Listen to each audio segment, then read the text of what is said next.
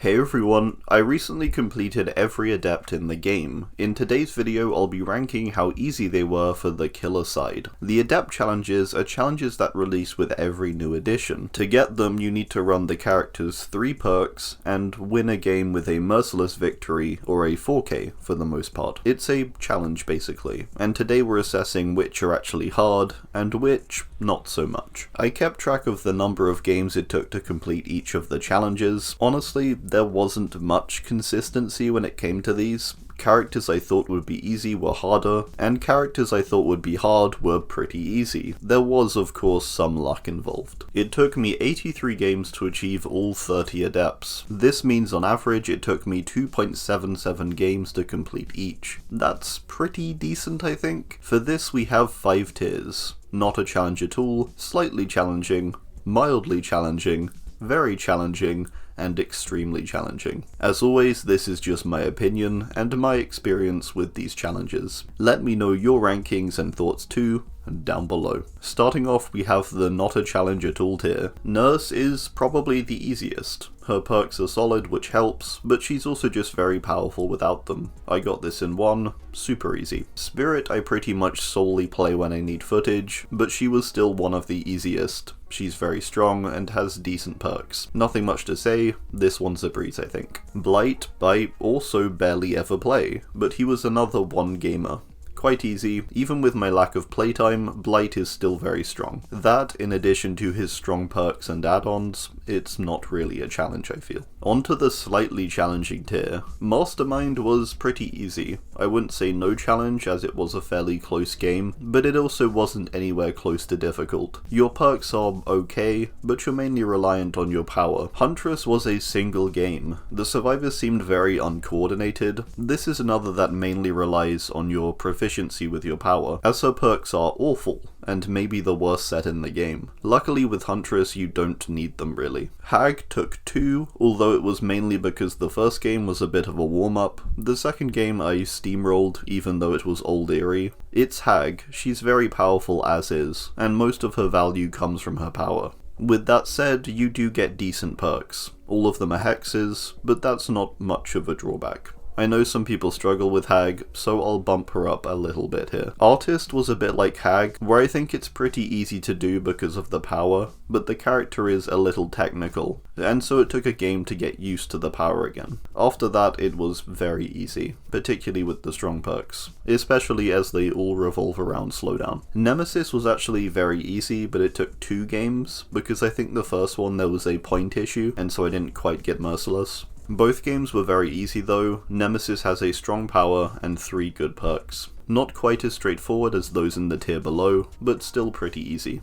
Plague I had to try a little harder for, but it was still mostly doable. I think it was partly because I got RPD, which I don't feel is the best Plague map. Your power and add-ons can kind of carry you on Plague though, and yeah, not so bad. Also her perks are genuinely good. Relatively easy Adept I think. I feel I got a bit unlucky with the map, and the first game I lost due to Hatch. Freddy was pretty easy. Freddy is weak, but he does also have a lot of good inbuilt slowdown and passive pressure with the Dream World. He also gets a great map traversal and pressure tool with his teleport. His perks also help when you're not doing so well by extending the endgame, but that's all they really do. Freddy is kind of basic, but also very simple. This one wasn't a struggle really. Legion, despite taking me 3 games, I would say was only slightly challenging. All of these games were very narrow losses or misses of the Adept. The game I got it in the end was against a triple insta-heal team who sent me to Springwood. I really don't think this one is too hard. Legion's power kind of covers all bases for them, and even on bigger maps you get a bit more mobility. I think Focus Up and this one is quite easy, particularly with Discordance. Knight is a lot better now with his buffs, and you can pretty comfortably win, as you can hold a 3-gen incredibly easily. I got this disgusting Haddonfield 4-gen almost, and it made the achievement very easy to get. His perks are pretty okay and synergize quite well together.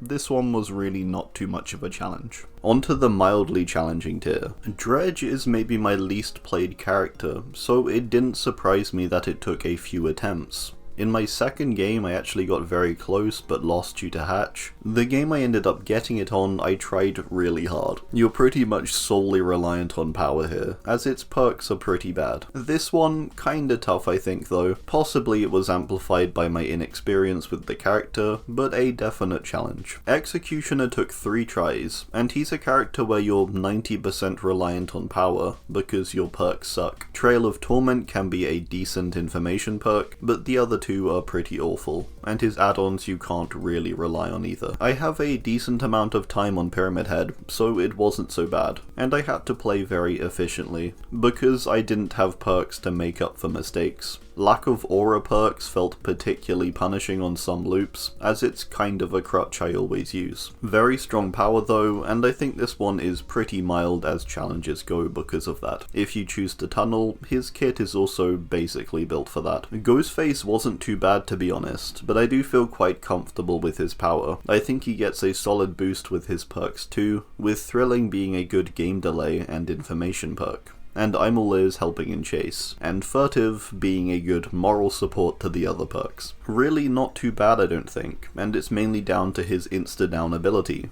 It means you can pressure a lot with your power, and you don't really need to rely on perks so much.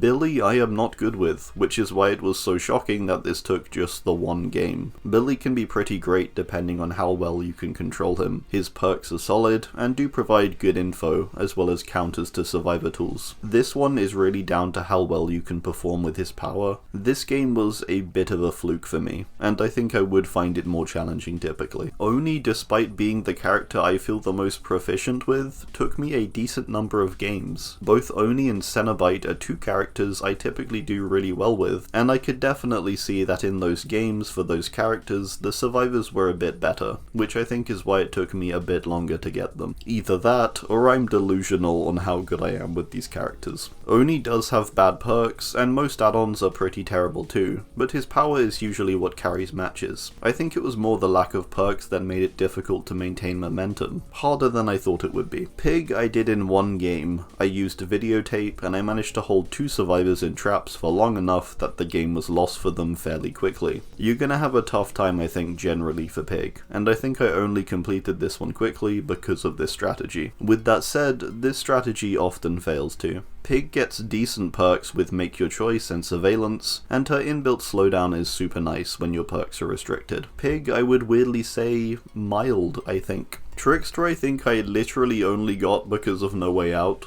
That perk was a total lifesaver, as it meant even when we were in the endgame, the game still had a bit left in it. Trickster's perks are great, and his power can be very strong. I do think he's a bit of a challenge still because his power isn't always the easiest, and pressure can be easily lost. I also think though that his perks, and particularly No Way Out, really do make this one easier. Sadako kind of gets the benefit of having one of the best teachable perk sets in the game. 2 solid game delay perks and solid information perk. Her downside is her power, which is quite weak. In my first 2 attempts I got some elims with Condemned, which I think messes up the challenge, and means you don't get Merciless. So I did well both times, but I kind of threw it away because the eye didn't seem to count towards it. It annoyed me a lot in the game I did get it, because I had someone condemned nearly the whole match, and I couldn't Mori them. Twins I found hard partly because I don't really play them too often. I also felt the teams I faced were a little better than some others, but that could just be my sluggishness with the characters. Twins have dreadful perks, but weirdly Hoarder came in pretty useful actually,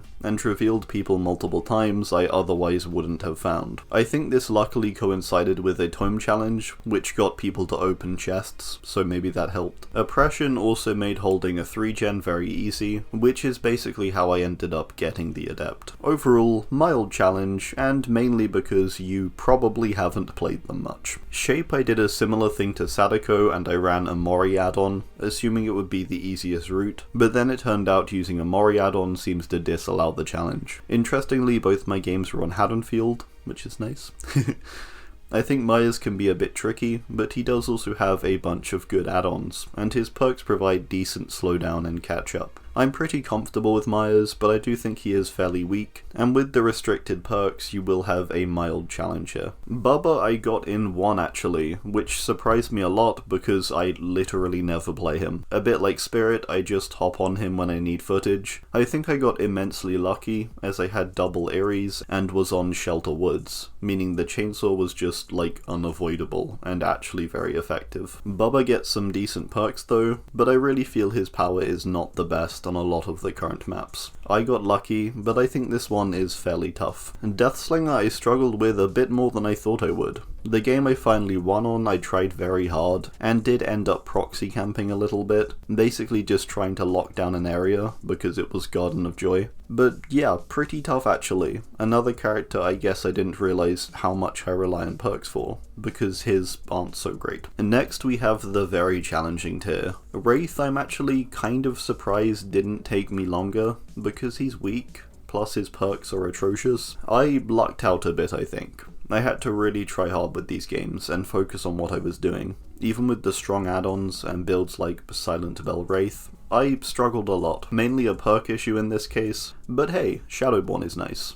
Demogorgon was another character who really shocked me, but I struggled with Demo. Now there isn't actually an achievement for Demo, but I got a 4K and Merciless, so I just counted that as getting it. Demo was tough though. I think its perks let it down a bit, as it's mostly reliant on Jolt, but you're mostly playing with Shred and trying to get optimal use from portals. Tougher than I expected, and I do think very challenging. Trapper is unsurprisingly just quite tough. He relies a lot on how good you are with him, and doesn't really have perks to fall back on. They are nice for extra efficiency, but really you need to hone down your trapping skills for this one. It wasn't the hardest thing ever, but it was a solid challenge I think, and most will struggle at least a bit with this. I know I did. Doctor was a character I also struggled with quite a bit, and I think I did struggle with his mostly average perks. I think the main thing that felt really bad was the lack of information, and so you had to do that mostly through shocks. Yeah, I found this quite hard to be honest. I think maybe I'm often fairly perk reliant with Doctor, so this Adept felt like a bit of whiplash hitting me when I had only 2 decent perks essentially. Cenobite took me 10 games, and this really shocked me,